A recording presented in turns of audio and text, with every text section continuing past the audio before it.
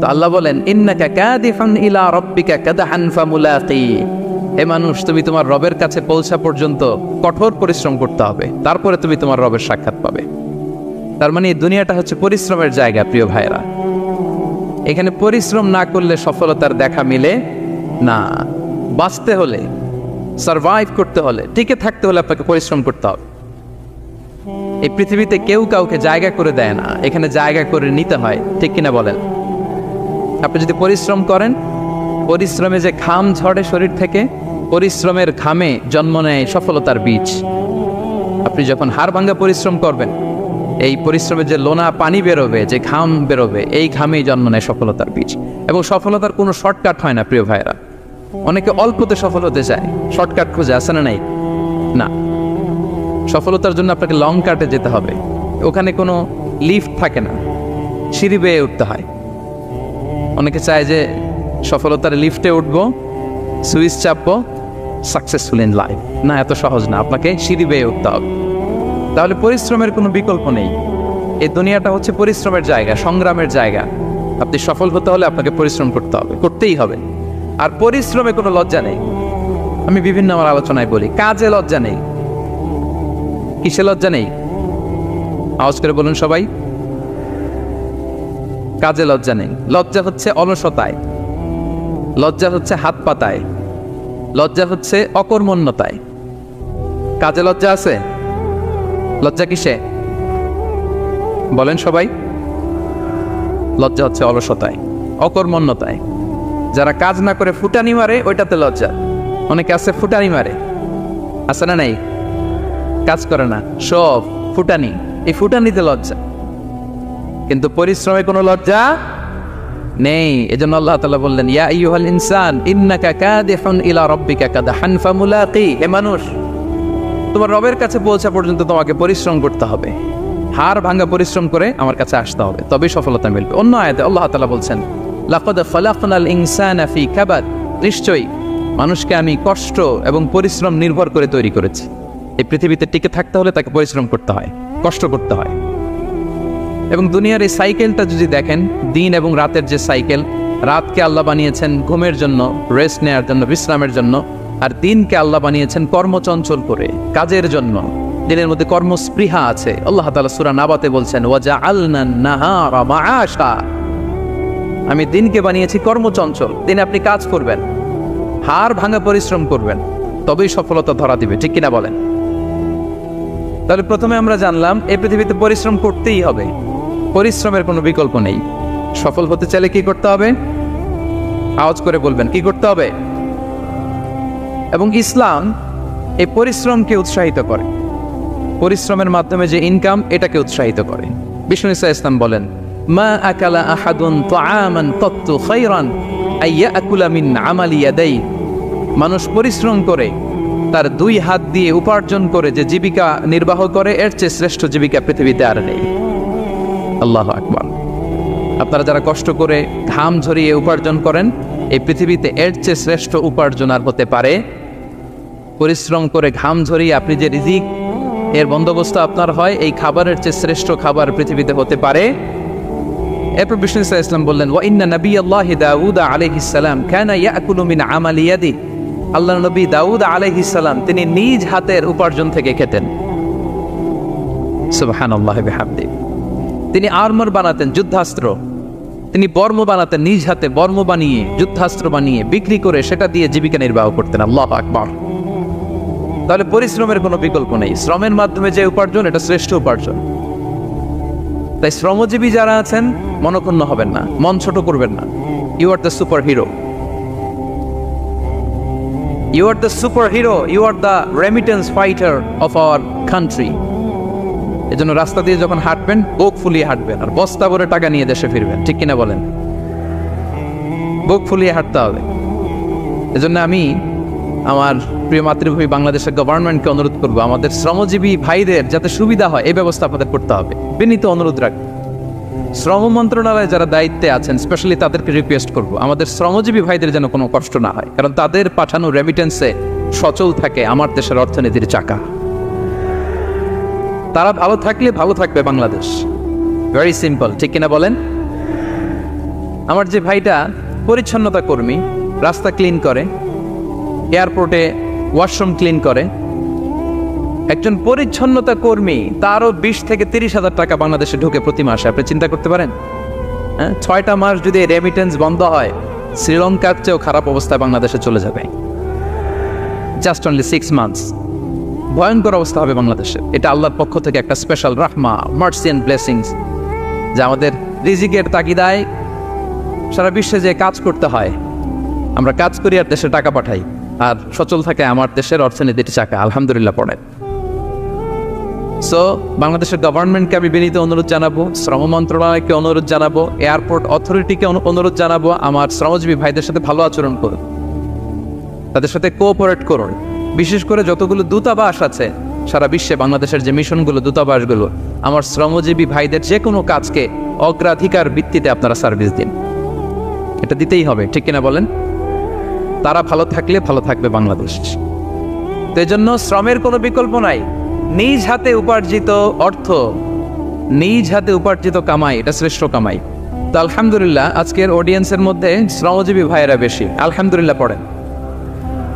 এটা আমাদের সৌভাগ্য। এই যে বাংলাদেশে এখন চাকরি নাই, চাকরির বাজার মন্দা, মাস্টার্স পাস করে বেকার টোটো কোম্পানির ম্যানেজার, এরকম আছে না নাই? তার বিপরীতে আল্লাহ তাআলা আপনাদের মালয়েশিয়া নিয়ে আসছে। প্রতি মাসে আপনি টাকা পাঠান, আলহামদুলিল্লাহ। আপনি বাংলাদেশের যে উন্নয়ন, বাংলাদেশের যে ডেভেলপমেন্ট, এই যে স্মার্ট বাংলাদেশ বলে বলে মন্ত্রীরা মুখে ফেনা তুলে ফেলে, এটার গর্বিত অংশীদার আপনি, ঠিক কিনা বলেন? আপনি গর্বিত অংশীদার। You are the contributor, you are the real contributor. আপনার অবদানে বাংলাদেশ আজকে সচল, আলহামদুলিল্লাহ।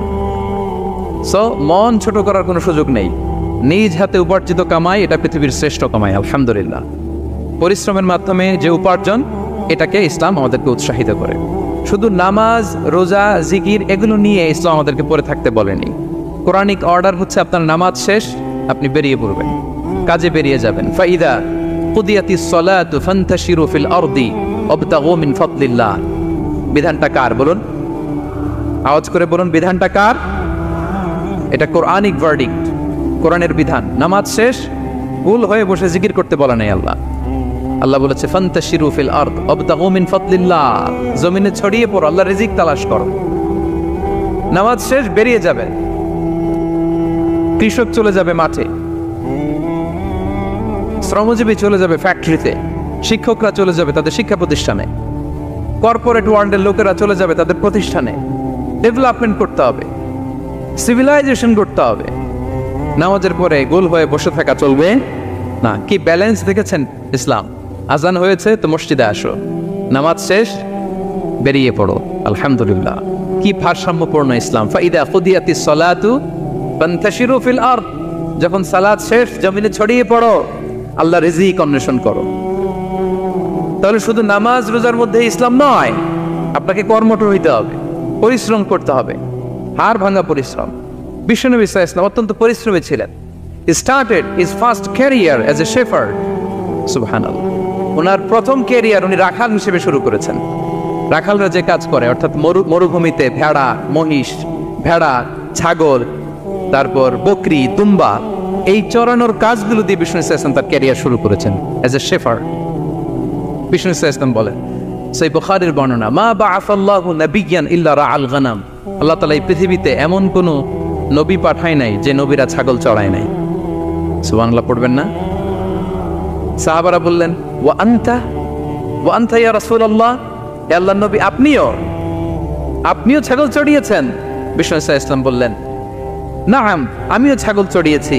ওয়া কুনতু আরআহা আলা কারারিত লি আহলি মক্কা, আমি অল্প কিছু মজুরির বিনিময়ে, অল্প কিছু টাকার বিনিময়ে, সামান্য কিছু পারিশ্রমিকের বিনিময়ে মক্কার লোকদের ছাগল চড়িয়ে দিতাম। সুবহানাল্লাহ পড়েন। ছাগল হচ্ছে খুব টেরা প্রাণী, ডানে টানলে বায়ে যায়, বায়ে টানলে ডানে যায়। তাদেরকে একসাথে করা এজ এ শেফার্ড, এটা মরুভূমিতে খুব কষ্টের কাজ। আল্লাহ তাআলা প্রত্যেক নবীকে দিয়ে ছাগল চড়িয়েছেন, যাতে করে কিছুদিন পরে নবীরা মানুষ চড়াতে পারে। সুবহানাল্লাহ। আল্লাহ বুঝাতে চাইলেন, এখন ছাগল চড়াও, এদের উপর যদি কন্ট্রোল নিতে পারো তাহলে মানব জাতির উপর কন্ট্রোল নিতে পারবো। আল্লাহু আকবার। এজন্য প্রত্যেকটা নবীকে দিয়ে, সহিহ বুখারীর বর্ণনা, মা বাআসাল্লাহু নাবিয়্যান ইল্লা রাআল গানাম, আল্লাহ পৃথিবীতে এমন কোন নবী পাঠায় নাই যেই নবীকে দিয়ে আল্লাহ ছাগল চড়ায় নাই। তো বিষ্ণু ইসলাম ছাগল চড়িয়েছেন, অত্যন্ত সুঠাম দেহে ছিলেন, কর্মঠ ছিলেন। তার মানে বিষ্ণু ইসলামও পরিশ্রম করে উপার্জন করেছেন, ঠিক কিনা? ছাগল চড়াতেন, তার বিনিময়ে সামান্য কিছু পারিশ্রমিক নিতেন, মজুরি নিতেন, এতে লজ্জা নাই। এজন্য এই কথা দিয়ে শুরু করেছে যে কাজে লজ্জা নেই। এই তো বিষ্ণু ইসলামের ক্যারিয়ার গেল। আমরা যদি সাহাবাদের জীবনী দেখি, ওনারাও পরিশ্রমী ছিলেন। কেউ খেজুর বাগানে কাজ করতেন, কেউ কৃষি কাজ করতেন, কেউ বাজারে ব্যবসা করতেন, কেউ বসে থাকেন নাই।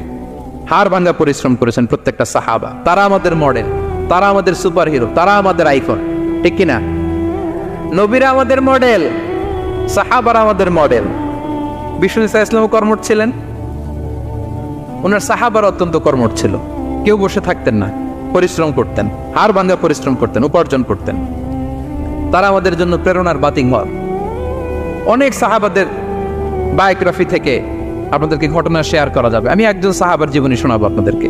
আব্দুর রহমান ইবনে আউফ রাদিয়াল্লাহু তাআলা আনহু, 10 জন জান্নাতের, দুনিয়াতে বসে যে 10 জন সাহাবা জান্নাতের সুসংবাদ পেয়েছেন তাদের মধ্যে একজন, আলহামদুলিল্লাহ বলেন।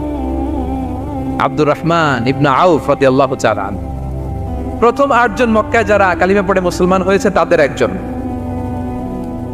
তার স্ট্যাটাসটা আগে জেনে নেন। তো তিনি যখন মক্কা থেকে হিজরত করে মদিনায় গেলেন, মনে রাখবেন মক্কা থেকে যে সাহাবারা বাড়ি ঘর ছেড়ে হিজরত করেছে তাদেরকে বলে মহাজির, মানে হিজরতকারী সাহাবা। আর মদিনাতে যে সমস্ত সাহাবারা তাদেরকে রিসিভ করেছেন তাদেরকে বলে আল আনসার, মানে সাহায্যকারী সাহাবা। তো যারাই হিজরত করে মক্কা থেকে মদিনায় যেত, বিষ্ণু ইসলাম মদিনার কোন সাহাবীর সাথে তার ভাই পাতিয়ে দিতেন, আল মুআখাত, ব্রাদারহুড করে দিতেন, দায়িত্ব দিতেন যে তুমি এই সাহাবীকে দেখবে। তো আব্দুর রহমান ইবনে আউফ রাদিয়াল্লাহু তাআলা আনহু যখন হিজরত করে গেলেন, তার দেখভাল করার জন্য যে সাহাবীর দায়িত্ব পড়ল তার নাম হচ্ছে সাআদ ইবনে রাবী, আনসারী সাহাবী রাদিয়াল্লাহু তাআলা আনহু। বিষ্ণু বললেন, সাআদ, আব্দুর রহমান ইবনে আউফ তোমার ভাই, ভাই বানিয়ে দিলেন। কি বানিয়ে দিলেন? তুমি তাকে টেক কেয়ার করবে, সে হবে তোমার মেহমান। সুবহানাল্লাহ।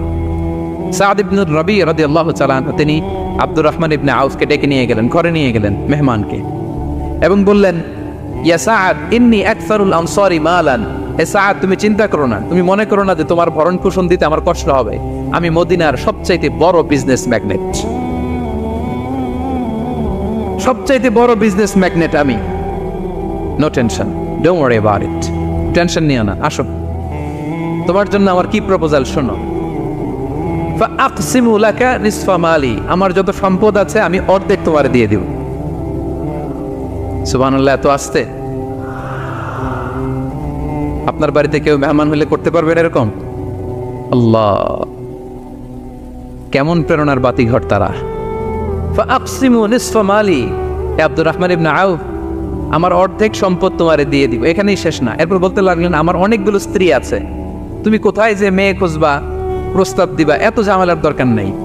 আমার কোন স্ত্রীকে তোমার ভালো লাগে বলো, তার যদি তোমাকে ভালো লাগে তাহলে প্রয়োজনে তাকে আমি ডিভোর্স দিয়ে দিব, তাকে নিয়ে তুমি সুখের সংসার করবা। আল্লাহু আকবার, আল্লাহু আকবার। অর্ধেক সম্পদ দিয়ে দিব, আমার একাধিক স্ত্রী আছে, কাউকে যদি তোমার পছন্দ হয় এবং সেও যদি তোমাকে পছন্দ করে, প্রয়োজনে তাকে ডিভোর্স দিব। New life, new career, just go on. আমরা এই সুযোগ পেলে কি করতাম? সাথে সাথে অর্ধেক সম্পদ নিয়ে নিতাম, ঠিক কিনা? আব্দুর রহমান ইবনে আউফ প্রেরণার বাতিঘর। উনি কি করলেন? উনি বললেন, লা হাজাতা লি ফি যালিক, আমার ভাই তুমি যে বলছো, এ সাআদ ইবনে রাবী, তুমি যে এত চমৎকার প্রপোজাল দিয়েছো, এতেই আমি খুশি, তোমার কোনো কিছুর আমার দরকার নাই। বারাকাল্লাহু লাকা ফি আহলিকা ওয়া মালিক, আল্লাহ তোমার সম্পদেও বরকত দেখ, আল্লাহ তোমার পরিবারেও বরকত দেখ। তবে একটা কষ্ট করতে হবে, সেটা কি? আব্দুর রহমান ইবনে আউফ বললেন, দুল্লানি ইলা সুক, just show me the way to market. মদিনার বাজারটা কোথায় এটা একটু দেখায় দাও। আমি নতুন মানুষ, পথঘাট চিনি না। দুল্লানি ইলা সুক, just show me the way to market of Medina. মদিনার বাজারটা কোন রাস্তা একটু দেখায় দাও। আল্লাহু আকবার। সাআদ ইবনে রাবী বললেন, এই তো মদিনার বাজার। উনি যে কিছু ঘি কিনলেন, পনির কিনলেন, কিনে বিক্রি করলেন, প্রফিট করলেন। ওই প্রফিট দিয়ে আরো বেশি করে কিনলেন, আবার বিক্রি করলেন, প্রফিট, আবার বিক্রি করলেন, প্রফিট। এই কেনা বেচা করতে করতে 1-2 মাসের মধ্যে উনি মদিনার one of the biggest business magnate হয়ে গেলেন। আল্লাহু আকবার। কি হাড় ভাঙ্গা পরিশ্রমই না তারা করেছেন। একেবারে রেডি ক্যারিয়ার ছিল, গেলাম সবচেয়ে বড় বিজনেসম্যানের অর্ধেক সম্পত্তি পেয়ে গেলাম। He didn't accept the ready career, rather he made his own path with his own endeavor. নিজের চেষ্টায়, নিজের পরিশ্রমে, নিজের ঘাম ঝরিয়ে নিজের ক্যারিয়ার তৈরি করেছেন। চিল্লায় বলেন ঠিক কিনা? This is the biography of Abdul Rahman ibn Auf radiyallahu ta'ala anhu. সাহাবারা কতটা পরিশ্রম করেছেন, তার মানে বিশ্বনবী পরিশ্রমী ছিলেন, সাহাবারা পরিশ্রমী ছিলেন। এবং বিষ্ণু ইসা ইসলাম পরিশ্রম করতে বলতেন সবাইকে, হাত পাততে নিষেধ করতেন, কারণ দারিদ্রতা বড্ড ভয়ঙ্কর। দারিদ্রতা যার আসে সে বোঝে। বাংলা একটা কথা আছে, অভাব যখন দরজায় এসে দাঁড়ায়, ভালোবাসা তখন। হ্যাঁ, সবার মুখস্থ দেখছেন? অভাব যখন দরজায় এসে দাঁড়ায়, ভালোবাসা তখন জানলা দিয়ে পালায়। দারিদ্রতা ঈমান কেড়ে নেয়। আপনি পার্বত্য চট্টগ্রামের অবস্থা জানেন? আমাদের বাংলাদেশের পাহাড়ি এলাকার অবস্থা জানেন? ওখানে আমাদের গরিব মুসলিম ভাইদেরকে সামান্য কিছু টাকা পয়সা দিয়ে ওদেরকে খ্রিস্টান বানিয়ে ফেলতেছে মিশনারিগুলো। এই খবর তো আমরা রাখি না। দারিদ্রতা বড্ড ভয়ঙ্কর। এজন্য বিষ্ণু ইসলাম দারিদ্রতা থেকে আল্লাহর কাছে পানাহ চাইতেন। তিনি বলতেন, আল্লাহুম্মা ইন্নী আউযু বিকা মিনাল ফাকরি ওয়াল কিল্লাতি ওয়াদ-দিল্লা। ও আল্লাহ, I seek refuge with you from poverty, from insufficiency and humiliation. ও আল্লাহ, আমি তোমার কাছে দারিদ্রতা থেকে পানাহ চাই। ও আল্লাহ, আমি তোমার কাছে স্বল্পতা থেকে পানাহ চাই। ও আল্লাহ, আমি তোমার কাছে লাঞ্ছনা থেকে পানাহ চাই। পড়েন আমিন। এই দোয়াটা বেশি বেশি পড়বেন। আল্লাহুম্মা ইন্নী আউযু বিকা মিনাল ফাকরি ওয়াল কিল্লাতি ওয়াদ-দিল্লা। হে আল্লাহ, আমি দারিদ্রতা থেকে পানাহ চাই। আল্লাহ, স্বল্পতা থেকে পানাহ চাই। আল্লাহ, লাঞ্ছনা থেকে পানাহ চাই। সবাই পড়ুন আমিন। বিষ্ণু ইসলাম যে দোয়াগুলো শিখিয়েছেন এগুলো হচ্ছে very precise in wording but comprehensive in meaning. শব্দে খুব ছোট, কিন্তু অর্থ মানুষের হৃদয়ে এটার আবেদন অনেক ব্যাপক, অনেক বেশি। আপনি সারাদিন মিলিয়েও দোয়ার মধ্যে এত সুন্দর প্রার্থনা বাক্য তৈরি করতে পারবেন না, কিন্তু বিষ্ণু ইসলাম এক বাক্যে যেটা চেয়েছেন গোটা দুনিয়াটা এর ভেতরে ঢুকে গিয়েছে। আল্লাহুম্মা ইন্নী আউযু বিকা মিনাল ফাকরি ওয়াল কিল্লাতি ওয়াদ-দিল্লা। আল্লাহ, দারিদ্রতা থেকে পানাহ চাই। বিষ্ণু ইসলাম নিজে স্বয়ং দারিদ্রতা থেকে পানাহ চাইতেন। তাহলে দারিদ্রতার সাথে আমাদের কোনো সম্পর্ক? আমরা পরিশ্রম করব, আমরা কাজ করে খাবো, কাজে কোনো লজ্জা নেই। লজ্জা অলসতায়। চিল্লায় বলেন ঠিক কিনা? এবং বিষ্ণু ইসলামের কাছে কেউ যদি হাত পাতত, যদি দেখতেন তার কাজ করার যোগ্যতা আছে, বিষ্ণু ইসলাম ভিক্ষা দিতেন না, কাজে উৎসাহিত করতেন, ভিক্ষাবৃত্তিকে অনুৎসাহিত করতেন। এক যুবক এসে হাত পাতলো, বিষ্ণু ইসলাম আমার কিছু দেন। নয় বললেন, তুমি তো শক্ত সামর্থ্য মানুষ, বাসায় কি আছে বলো? সে বলে, আমার বাড়িতে একটা পানি খাওয়ার জগ আছে আর একটা চাদর আছে। বিষ্ণু ইসলাম বললেন, নিয়ে আস। সে নিয়ে আস। এবার বিষ্ণু ইসলাম চাদর আর জগ দুইটা নিয়ে সাহাবাদেরকে বললেন, মাইয়াশতারি হাযাইন, কে কিনবে? অকশন চিনেন? অকশন, অকশনে কি করে? নিলামে দাম তোলে না? রাসূল সাল্লাল্লাহু আলাইহি ওয়াসাল্লাম তার চাদর আর জগটা নিলামে তুললেন। এই কে কিনবে? মাইয়াশতারি হাযাইন, মাইয়াশতারি হাযাইন। একজন বলল, ফাকালা রাজুল আনা আখিযুহুমা বিদিরহাম, ইয়া রাসূলুল্লাহ, আমি 1 দিরহামে কিনবো। কয় দিরহাম? বিষ্ণু বললেন, 1 দিরহাম, 1 দিরহাম, 1 দিরহাম। মানে এর চেয়ে কেউ বাড়াবে কিনা? মাইয়াজিদু আলা যালিক, এর চেয়ে বাড়ায় দিবা কে? আরেক সাহাবী বলল, ইয়া রাসূলুল্লাহ, আমি 2 দিরহামে কিনবো। 2 দিরহাম, 2 দিরহাম, 2 দিরহাম, আর বাড়ে না। বিষ্ণু ইসলাম তার কাছে 2 দিরহাম দিয়ে বিক্রি করে দিলেন। 2 দিরহাম নিয়ে যুবককে বললেন, নাও, 1 দিরহাম দিয়ে কিছু খাবার কিনে তোমার ফ্যামিলিকে দিয়ে আস, আরেক দিরহাম দিয়ে একটা কুঠার কিনে নিয়ে আস। তো যুবক কুঠার কিনে আনলো। ফাওয়াদাআ লাহু আর-রাসূল সাল্লাল্লাহু আলাইহি ওয়াসাল্লাম ইয়াদান, রাসূল সাল্লাল্লাহু আলাইহি ওয়াসাল্লাম নিজ হাতে ওই কুঠারের একটা হাতল লাগাই দিলেন কাঠের। শুধু কুঠার দিয়ে তো হবে না, একটা হাতল থাকতে হবে না? বিষ্ণু সাল্লাল্লাহু আলাইহি ওয়াসাল্লাম ওনার মোবারক হাতে, বরকতময় হাতে ওই কুঠারে একটা হাতল লাগাই দিলেন। এবার বললেন, যাও, 1 দিরহাম দিয়ে কুঠার, আরেক দিরহাম দিয়ে খাবার কিনে আনো। এই কুঠার দিয়ে জঙ্গলে যে কাঠ কেটে লাকড়ি বেচে জীবিকা নির্বাহ করো। সামনের 15 দিন আমার সামনে যেন তোমার গুড়গুড় করতে না দেখি। এ বেচারা গেল, 1 দিরহাম দিয়ে ফ্যামিলিতে খাবার দিল, আর লাকড়ি নিয়ে কাঠ কাটতে না কাটতে কয়েকদিনের ব্যবধানে ও 10 দিরহাম কামায় ফেলছে। আস্তে আস্তে আস্তে আস্তে সে স্বাবলম্বী হয়ে গেল। এরপর একবার বিষ্ণু ইসলামের কাছে আসছে। বিষ্ণু ইসলাম তারে বলে, মানুষের কাছে হাত পাতার চেয়ে, দুয়ারে দুয়ারে ভিক্ষা করার চেয়ে তোমার মতো এরকম কাঠ কেটে, জঙ্গলে কাঠ কেটে বাজারে বিক্রি করা অনেক ভালো। আল্লাহু আকবার। এই হচ্ছে বিষ্ণু ইসলামের ক্যারেক্টারিস্টিক্স। তিনি ভিক্ষাবৃত্তিকে অনুৎসাহিত করতেন। এই যে গল্পটা, what is the moral of the story? কি শিখলাম? 1 নম্বর যেটা শিখলাম, তিনি কাজ করে খেতে উৎসাহিত করেছেন। চাইলেই বিষ্ণু ইসলাম ওই দুইটা জিনিস বিক্রি করে 2 দিরহাম দিয়ে বলতে পারতেন, যাও 2 দিরহাম দিয়ে খাবার কেনো। ওই বেলা খেয়ে রাতের বেলা আরেক দুয়ারে যে বিক্রি করতো, ঠিক কিনা বলেন? কথা বুঝতেছেন? 2 দিরহাম দিয়ে যদি খাবার কিনতো তো দুপুরে খেয়ে রাতে কি করতো? আবার হাত পাততো। সেটা করে নাই, কাজ করে খেতে উৎসাহিত করেছেন এবং স্থায়ী সমাধান করে দিয়েছেন। কারণ কাজই, কাজে কোনো ছোট বড় নাই। আছে? কাজে কোনো ছোট বড় আছে না। তাহলে ইসলাম আমাদেরকে পরিশ্রমী হতে শেখায়, কর্মমুখী হতে শেখায়। ইসলাম কতটা কর্মমুখী ধর্ম দেখেন। বিষ্ণু ইসলাম বলেন, ইন কামাতিস সাআ ওয়া ফি ইয়াদি আহাদিকুম ফাসিলা। কেউ যদি দেখে কিয়ামত হয়ে যাচ্ছে, কি হয়ে যাচ্ছে? সবাই বলুন। কেউ যদি দেখে কিয়ামত হয়ে যাচ্ছে আর তার হাতে একটা চারা বীজ আছে, গাছের চারা। কি আছে? গাছের চারা।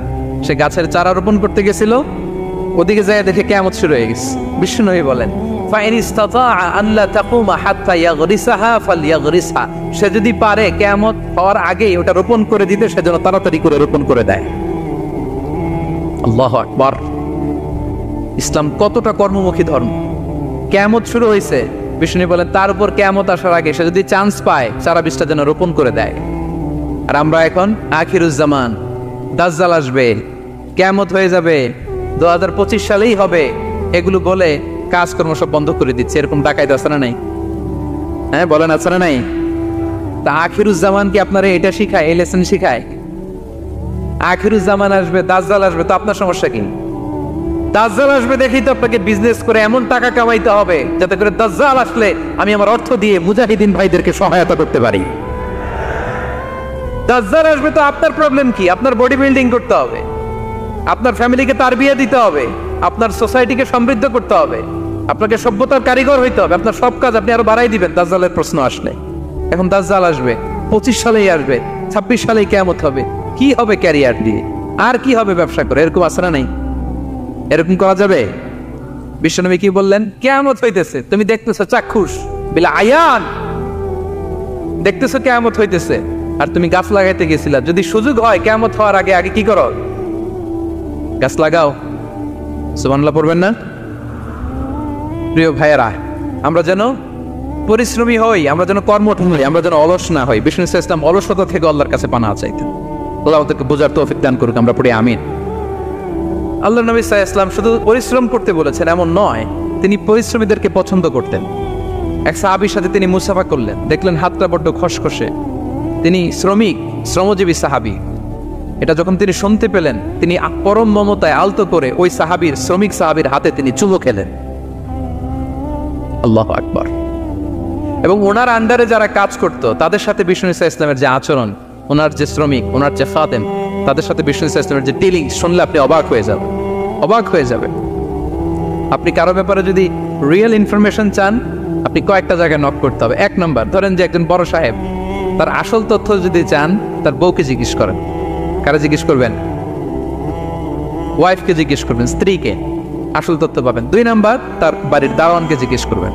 কাকে? 3 নাম্বার, তার ঘরের কাজের বুয়া, সব জানে উনি, ওই কাজের বুয়া থেকে রিপোর্ট নেবেন, ঘরে যে কাজ করে। 4 নাম্বার, তার ড্রাইভার, দারোয়ান, কাজের বুয়া, ওয়াইফ, এদের কাছ থেকে যদি আপনি জিজ্ঞেস করেন, ফলের বিড়াল বেরিয়ে আসবে। ঠিক কিনা বলেন? তা আসেন বিষ্ণু ইসলামের যে খাদেম, কর্মচারী, তারা একটু জিজ্ঞেস করে বিষ্ণু ইসলামের আচরণ কেমন ছিল। বিষ্ণু ইসলামের খাদেমের নাম হচ্ছে আনাস রাদিয়াল্লাহু আনহু। আলহামদুলিল্লাহ, খাদিমুর রাসূলিল্লাহ, বিষ্ণু ইসলামের খাদেম।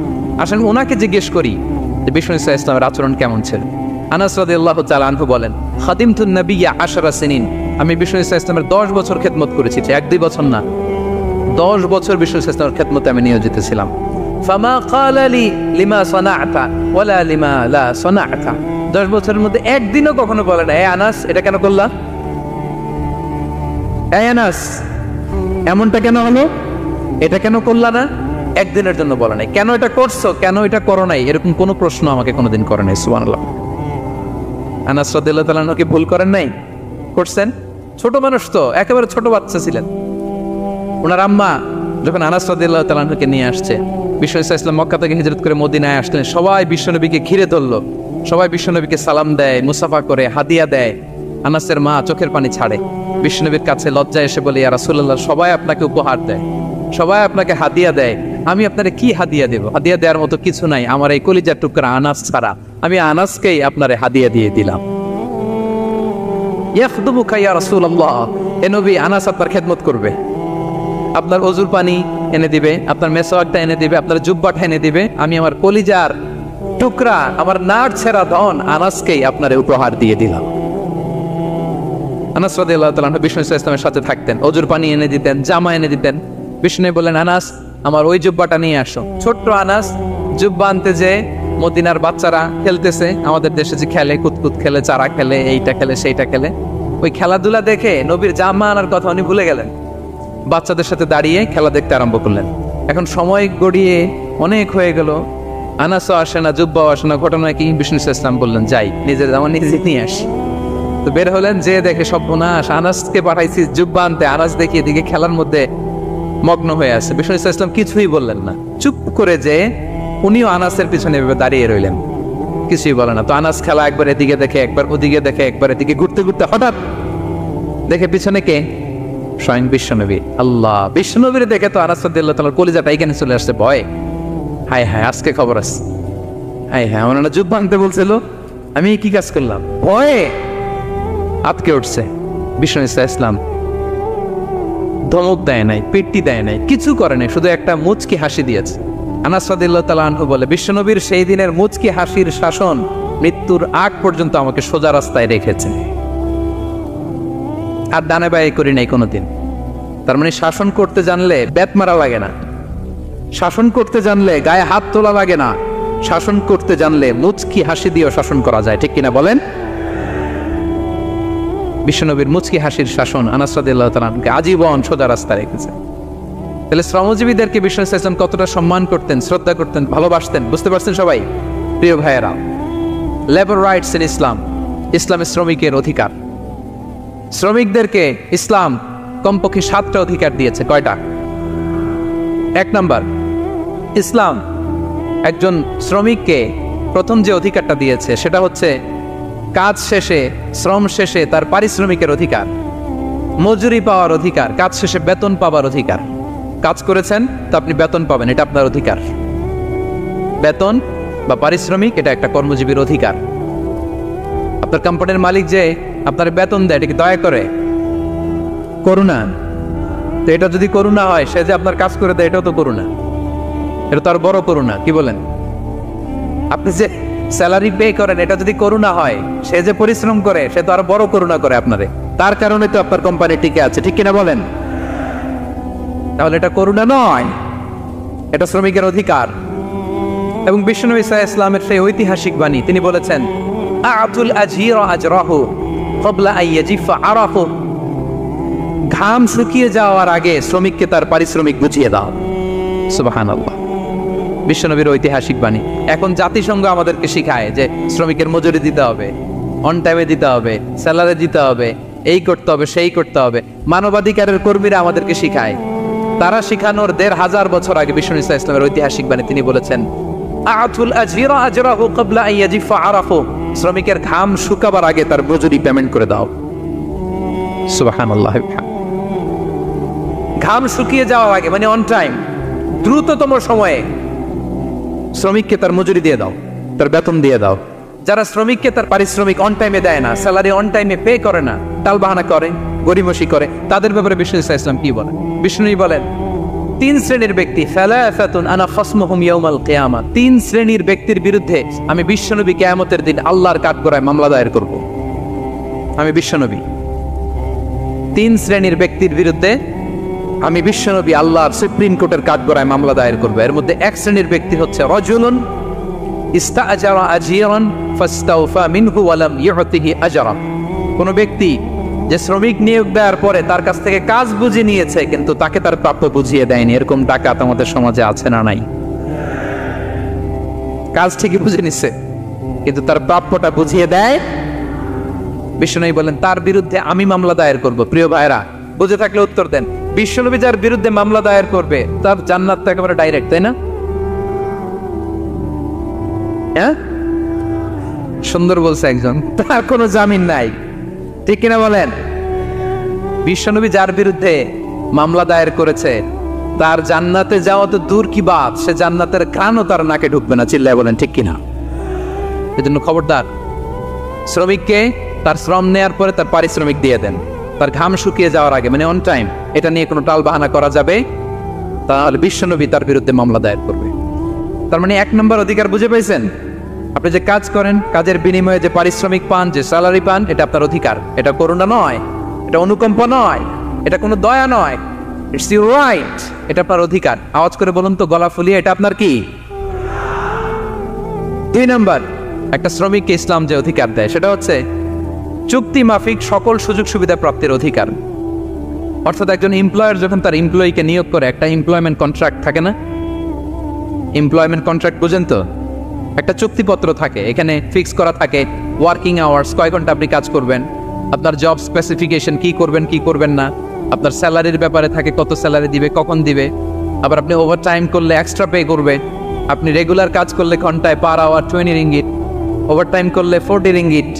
তারপর আপনি কখন ব্রেক নেবেন, একটা ব্রেক থাকে না, যে এই টাইমে একটা ব্রেক দিতে হবে, এগুলো মিউচুয়াল আন্ডারস্ট্যান্ডিংয়ে এমপ্লয়মেন্ট কন্ট্রাক্টে থাকে। আপনি হলিডে কখন করবেন, ছুটি থাকতে হবে, টানা 7 দিন কাজ করানো যাবে বলেন? না, আন্তর্জাতিকভাবে এটা নিষিদ্ধ। টানা 7 দিন কোনো কাজ নাই, 1 দিন তার হলিডে থাকতে হবে, তার অ্যানুয়াল লিভ থাকতে হবে। Right to rest and leisure, বিশ্রামের একটা সময় লাগবে। এই যে 1 মে আন্তর্জাতিক শ্রমিক দিবস, এটা শুরু হয়েছে কিভাবে? ইউনাইটেড স্টেটস অফ আমেরিকার শিকাগোতে 1986 সালে এই কাজের বিরুদ্ধেই তারা আন্দোলন করেছিল। টানা 7 দিন তাদেরকে দিয়ে কাদার মতো খাটুনি খাটাতো, দাসের মতো তাদের সাথে আচরণ করা হতো। তারা আন্দোলন শুরু করেছিল, 8 জনকে গুলি করে নিহত করা হয়েছিল। সেখান থেকে এই মে দিবস। কিন্তু বিষ্ণু ঈসা ইসলাম 1500 বছর আগে এই শ্রমিকদের অধিকারের ব্যাপারে সোচ্চার ছিলেন, আলহামদুলিল্লাহ বলেন। তাহলে right to rest and leisure, UDHR, universal declaration for human rights, এগুলো সব নির্ধারিত আছে। তার মানে একজন শ্রমিকের 2 নম্বর অধিকার হচ্ছে চুক্তি অনুযায়ী সকল সুযোগ সুবিধা প্রাপ্তির অধিকার। আপনার চুক্তি করছেন, আপনি এটা এটা দিবেন, কিন্তু কাজের পরে আপনি ফ্যাসিলিটি দিচ্ছেন না, এটা করা যাবে বলেন? করা যাবে? আল্লাহর কোরআন কি বলছে শুনুন। আল্লাহর কোরআন বলে, ইয়া আইয়ুহাল্লাযীনা আমানু আউফু বিল উকুদ, O you who believe fulfil your contract, ও বিশ্বাসীরা তোমরা তোমাদের চুক্তি পূর্ণ করো। ওয়া আউফু বিল আহদি ইন্নাল আহদা কানা মাসউলা, তোমরা যে কমিটমেন্ট করেছো, যে কন্ট্রাক্ট করেছো, এই চুক্তি তোমরা পূর্ণ করো। তা না হলে কিয়ামতের কঠিন ময়দানে এই চুক্তির ব্যাপারে, কন্ট্রাক্টের ব্যাপারে, এই এগ্রিমেন্টের ব্যাপারে আপনারা জিজ্ঞেস করবে কে? তাহলে যা চুক্তি করেছেন সুযোগ সুবিধা, তাই আপনাকে দিতে হবে। মালিক ভাইয়েরা মনে থাকবে তো নাকি? এগ্রিমেন্টে যা যা বলেছেন, যা যা লিখে সিগনেচার করেছেন, তাই আপনাকে দিতে হবে। আদেশটা কার? সবাই বলুন। আপনি মন চাইলে হায়ার করবেন, এরপরের দিন ফায়ার করবেন, এরকম করা যাবে? হ্যাঁ, চাইলে হায়ার ফায়ার, মন যা চায় তা করবেন, এটা করা চলবে না। তাহলে 2টা অধিকার গেল। 3 নম্বর, একজন শ্রমিককে ইসলাম যে অধিকার দিয়েছে সেটা হচ্ছে সুন্দর আচরণ পাবার অধিকার।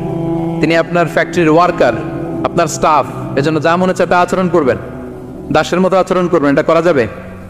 আওয়াজ করে বলেন, করা যাবে? বিষ্ণু ঈসা ইসলাম ইন্তেকালের আগে পুরা উম্মাকে 2টা বিষয় ওসিয়ত করেছেন। আওয়াজ করে বলুন তো কয়টা? 1 নম্বর হচ্ছে নামাজ। 1 নম্বর কি? আসসালাত। আসসালাত, রুহু বের হওয়ার আগে, ইন্তেকালের আগে বিষ্ণু বলেন আসসালাত, সালাত, নামাজ, নামাজ। উম্মতেরা নামাজের ব্যাপারে সতর্ক হও। 2 নম্বর তিনি বলেছেন ওয়ামা মালাকাত আইমানুকুম, তোমাদের অধীনস্থ যারা আছে তাদের ব্যাপারে সচেষ্ট হও, তাদের প্রতি সদয় হও, তাদের সাথে খারাপ আচরণ করো না। এটা কখন বলছেন? জুমার খুতবার সময়, সাহাবীদের সাথে গল্প করার সময়, বিবিদের সাথে আলোচনার সময়। কখন? Just right before his death. এখনই রুহু বেরোবে, ইন্তেকালের আগে তিনি বলেছেন উম্মতেরা আসসালাত, নামাজ, উম্মতেরা ওমা মালাকাত আইমানুকুম, তোমাদের কর্মচারীদের সাথে খারাপ আচরণ করো না। তাহলে 3 নম্বর হচ্ছে শ্রমিকদের সুন্দর আচরণ পাবার অধিকার, তাদের সাথে খারাপ আচরণ করা যাবে না। বিষ্ণু ঈসা ইসলাম শ্রমিকদের রাইটস, অধিকারের ব্যাপারে এতটা সোচ্চার ছিলেন, বিদায় হজের মতো, বিদায় হজের যে বাণী, যে ভাষণ, এই ঐতিহাসিক ভাষণেও বাদ যায়নি শ্রমজীবীদের কথা। সুবহানাল্লাহ পড়েন। বিদায় হজের ভাষণে বিষ্ণু বলেছেন, আরে কাকুন, আরে কাকুন আতইমুহুম মিম্মা তাকুলুন ওয়াকসুহুম মিম্মা তালবাসুন, খবরদার ও আমার উম্মতেরা, এই ভাষণের পরে আর বড় কোনো ভাষণ আমার পক্ষ থেকে তোমরা পাবে না। তোমাদের কর্মজীবী, তোমাদের শ্রমিক, তোমাদের ওয়ার্কার, তোমাদের স্টাফদের ব্যাপারে সাবধান থাকো। তোমরা যা খাবে তাদেরও তা খাওয়াও, তোমরা যা পড়বে তাদেরও তা পড়তে দিবে, তাদের প্রতি তোমরা সদয় হবে। বিদায় হজের বাণী তো বিষ্ণু ইসলাম আপনাদের কথা বলে নাই, আলহামদুলিল্লাহ পড়েন। কি রহমতের নবী ছিলেন, কি মায়ার নবী ছিলেন, শ্রমজীবীদের কি বিষ্ণু ইসলাম এতটা ভালোবাসতেন। তাহলে 3 নম্বর যে অধিকার ইসলাম একজন শ্রমিককে দেয় সেটা হচ্ছে সুন্দর আচরণ পাওয়ার অধিকার। দেখবেন যে মালিক বা যে এমপ্লয়ার ভালো আচরণ করে সব শ্রমিককে তাকে ভালোবাসে, তার জন্য দোয়া করে। আপনি মালিক হয়ে অসুস্থ, দেখবেন আপনার ওয়ার্কার গুলো জায়নামাজ বিছিয়ে সেজদায় পরে আপনার জন্য কাঁদে, এরকম আছে না নাই? মালিক হলে তো এরকম মালিক হইতে হবে, এমপ্লয়ার হলে তো এরকম হওয়া চাই, ঠিক কিনা বলেন? তাহলে আমরা শ্রমজীবীদের সাথে ভালো আচরণ করব, পারা যাবে তো ইনশাআল্লাহ? ইনশাআল্লাহ। 4 নাম্বার, কর্মক্ষেত্রে নিরাপত্তার অধিকার। শ্রমজীবী ভাইদের যে ওয়ার্ক প্লেস আছে সেখানে তাদের নিরাপত্তা থাকতে হবে, সেফটি মেজারমেন্ট থাকতে হবে। অনেক জায়গায় দেখি আয়রন ফ্যাক্টরিগুলোতে যারা কাজ করে, আল্লাহু আকবার, আপনারা ভিডিও ক্লিপসে দেখবেন যে কি ভয়ঙ্কর সেখানকার অবস্থা। ডিহাইড্রেশনে এক একজন অসুস্থ হয়ে যায়, সেখানে তাদের পর্যাপ্ত পানির ব্যবস্থা নাই, এটা নাই সেটা নাই। এমন এমন ফ্যাক্টরিতে আমাদের অনেক ভাইরা কাজ করে, কেমিক্যাল ফ্যাক্টরি, মাস্কও নাই। এরকম ডাকাইত আছে না নাই? কেমিক্যাল ফ্যাক্টরিতে যারা কাজ করবে এদেরকে মাস্ক দিতে হবে, এদেরকে হ্যান্ড গ্লাভস দিতে হবে। নির্মাণ শ্রমিক যারা আছে তাদেরকে হেলমেট দিতে হবে। প্রত্যেকটা ফ্যাক্টরিতে ফায়ার এক্সটিংগুইশার লাগবে, আগুন লাগলে অগ্নি নির্বাপক যে যন্ত্র, এগুলোর দরকার আছে না নাই বলেন? গাদার মতো ঢোকার জায়গা নাই, বেরোয়ার জায়গা নাই, সেফ এন্ট্রি নাই, সেফ এক্সিট নাই। হাজার হাজার মানুষ কাজ করে, আগুন লাগলে সব পুরে ছাই। এরকম হয় না? প্রিয় ভাইরা বলেন, আওয়াজ করে বলেন, হয় না এরকম? অহরহ আমরা দেখি বাংলাদেশে অগ্নি নির্বাপক যন্ত্র নাই, না, এটা করা যাবে না। আগুন লাগলে কিভাবে আপনি আগুন নেভাবেন, কিভাবে তাদের সেফটি সিকিউরিটি এনশিওর করবেন, এগুলো সব আগে থেকে নির্ধারণ থাকতে হবে। তাহলে 4 নাম্বার হচ্ছে নিরাপত্তা অ্যাজ এ এমপ্লয়ার, এটা আপনাকে এনশিওর করতে হবে। 5 নাম্বারে সাধ্যের বাইরে কোনো কাজে বাধ্য না করার অধিকার। সাধ্যের বাইরে কিছু আপনি তার উপর চাপিয়ে দিতে পারবেন, এমন হেভি ওয়ার্কলোড দিতে পারবেন না যেটা তার শরীরে কুলায় না। এরকম ডাকাইতে আসছে যে পারে না, তারপরে তার উপর কাজ চাপিয়ে দেয়, আছে না নাই? বলেন বলেন। ওয়ার্কারের স্বাস্থ্যহানি হয়, অঙ্গহানি হয়, এবং এমন ছোট ছোট বাচ্চাদের দিয়ে কাজ করায়, শিশু শ্রম, এটা তো আইনত দণ্ডনীয় অপরাধ। এটা করা যাবে না। এগ্রিমেন্টে, চুক্তিতে আপনি যা করাবেন, যেভাবে করাবেন, যা চান সার্ভিস, ওইটাই করাইতে হবে। এবং আল্লাহর বিধান এটা, লা ইউকাল্লিফুল্লাহু নাফসান ইল্লা উসআহা। আল্লাহ সাধ্যের বাইরে বান্দার উপরও কোনো কিছু চাপিয়ে দেয় না। এটা similarly applicable to the worker. Bishnu Islam বলেন, ওয়ালা ইউকাল্লাফু মিনাল আমালি ইল্লা মা ইউতিক। সাধ্যের বাইরে কোনো ওয়ার্কারকে অতিরিক্ত কোনো কাজ চাপিয়ে দেয়া যাবে না। ফাইন কাল্লাফাহু, যদি তাকে সাধ্যের বাইরে কোনো কাজ চাপিয়ে দিতে হয়, মা ইয়াগলিবুহু, যেটা তার জন্য কষ্ট হয়ে যায়, ফাল ইউইনহু আলাই, এই কাজে তাকে সাহায্য করতে হবে। মালিক হয়ে আপনার হাত লাগাতে হবে, অথবা এক্সট্রা ম্যান পাওয়ার নিতে হবে, ওয়ার্ক ফোর্স নিতে হবে। সুবহানাল্লাহ পড়েন। বিশ্বনবী মনে হচ্ছে যেন বর্তমান যে এই যে হাজার হাজার ফ্যাক্টরি, এই কলকারখানা, এই ওয়ার্কারদের দুর্দশাগুলো দেখে দেখে পয়েন্টে পয়েন্টে ধরে ধরে কথা বলেছেন। আল্লাহু আকবার। যদি সাধ্যের বাইরে কিছু চাপিয়ে দিতে হয় তাহলে তাকে সহায়তা করতে হবে। 5 নাম্বার শ্রমিকের অধিকার হচ্ছে সাধ্যের বাইরে কোনো কাজে বাধ্য না করার অধিকার। আপনি বাধ্য করতে পারবেন না। কটা গেল? 5টা। মাশাআল্লাহ, খুব মনোযোগী শ্রোতা। 6 নম্বরে শ্রমিকের উপর আল্লাহ যা যা ফরজ করেছেন তা আদায়ের অধিকার দিতে হবে আপনাকে। সালাতের সময় হলে তাকে নামাজ পড়তে দিতে হবে। নন মুসলিম হলে এটা ভিন্ন ইস্যু। তখন আপনি চেষ্টা করবেন একটা মুসলিম কোম্পানিতে যাওয়ার, মুসলিম মালিকের আন্ডারে যাওয়ার, অথবা তাদেরকে সবাই মিলে অ্যাপ্লিকেশন করে বুঝাবেন যে সামান্য ফরজ নামাজটুকু পড়ার অনুমতি, পারমিশন আমরা চাই। কিন্তু কোনো মুসলিম এমপ্লয়ার নামাজের জন্য বাধা দিতে পারবে না। রমজান মাসে রোজা রাখা শ্রমিকের জন্য ফরজ না, অনুমতি দিতে হবে। নারী কর্মীদেরকে, যারা নারী কর্মী আছে তাদেরকে পর্দার অনুমতি দিতে হবে, হিজাবের অনুমতি দিতে হবে। মালিক তো দূরের কথা, আমাদের বাংলাদেশে অনেক বিশ্ববিদ্যালয়ের শিক্ষকরাই অনুমতি দেয় না। এরকম ডাকাত শিক্ষক আছে না নাই? এরকম জালেম বাংলাদেশে আছে না নাই? ঢাকা বিশ্ববিদ্যালয় চিন্তা করা যায়, মুসলিমদের টাকা দিয়ে যে বিশ্ববিদ্যালয়, ওখানে আমার বোনেরা পর্দা করে যেতে পারে না, আমার মুসলিম বোনেরা হিজাব পড়তে পারে না, নেকাব পড়তে পারে না। এই অধিকার কি শিক্ষককে দেওয়া হয়েছে? কথা বলেন না, never. You never can do that. একটা রেগুলার ড্রেস কোড থাকবে, এটা সবাই মানবে। এটার উপরে দিয়ে সে চাদর পরবে না ওড়না পরবে না হেজাব পরবে না ব্লেজার পরবে, এটা নিয়ে নাক গলানোর ক্ষমতা কোনো শিক্ষকের নাই। চিল্লায় বলেন ঠিক কিনা? তাহলে আপনার কর্মস্থলে মুসলিম নারীরা যদি কাজ করে, নারী কর্মীদের জন্য পর্দার ব্যবস্থা করতে হবে, ঠিক কিনা বলেন?